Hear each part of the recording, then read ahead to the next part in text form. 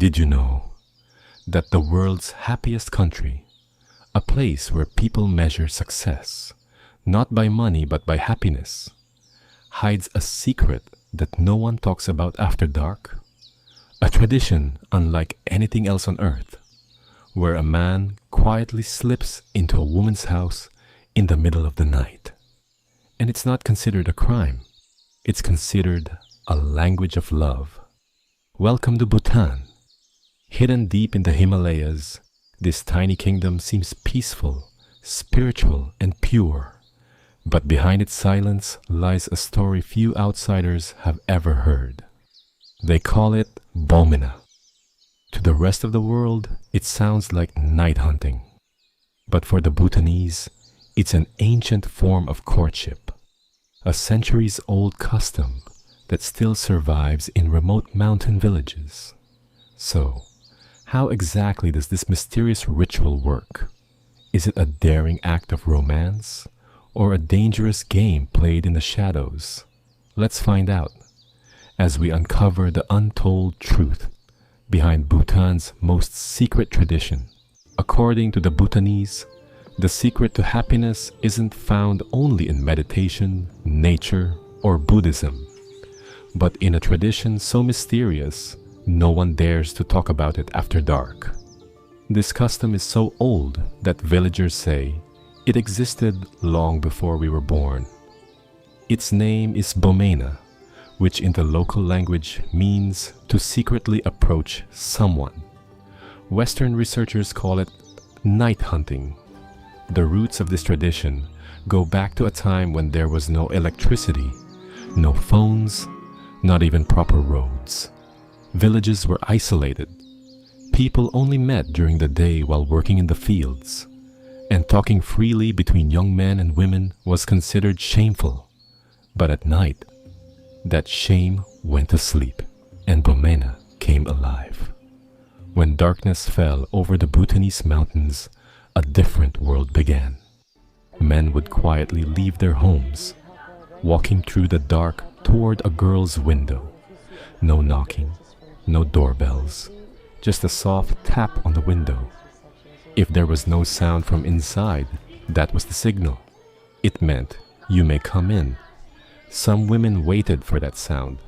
Others kept their windows tightly shut. But both knew the rules of the game. Because in Bhutanese culture, Bomena wasn't seen as scandalous. It was simply the most natural form of love. And if, by morning, a man was found inside that house, it wasn't shameful. It meant something had begun, a bond, a connection. And here's the strange part. Everyone in the village would know by sunrise. But no one would gossip. They'd just smile and say, "Ah, youth, destiny." And life went on. In old Bhutan, marriages were arranged by families. But Bomena gave the young their own choice. If a girl didn't want the man, she closed her window.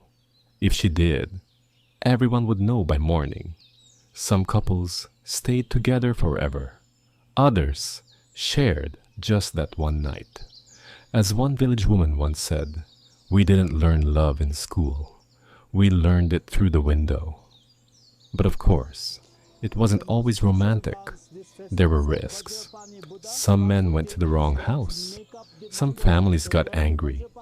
Some stories ended in laughter. Others in fights or exile. Yet no one in Bhutan ever grew up without hearing about Bomena. An old Bhutanese man once said, "In our days, you could tell by a man's footsteps if he was out for Bomena. He didn't walk like a thief, because his purpose was different." To outsiders, this might sound crazy, but in the mountain villages of Bhutan, it was simply normal. Perhaps the most fascinating thing about Bomena is that it's built entirely on silent agreement.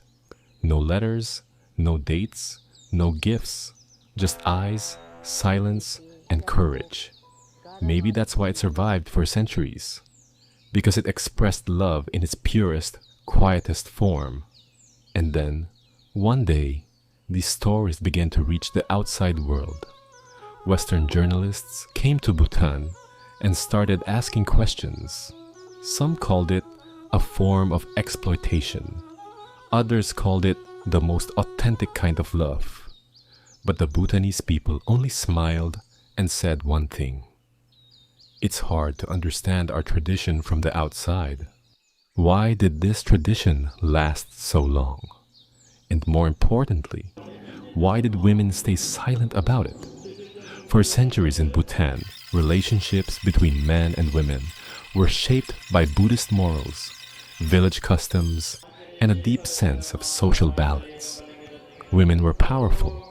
Most homes were registered under their names, and inheritance usually went to daughters. But when it came to men, speaking openly was still taboo. And that's where Bomena came in. During the day, women might act shy, but at night, they had the final say. If they wanted to, they opened the window. If not, they closed it. They didn't have to say yes. They didn't have to say no. The decision was entirely theirs. Many researchers describe Bomena as a hidden space of freedom for Bhutanese women, a silent system that allowed them to choose in a world where choice was rarely given. But of course, there's another side to the story. Sometimes things didn't end well. Unwanted pregnancies, social pressure, and women who had no choice but to remain silent. That's Bomena.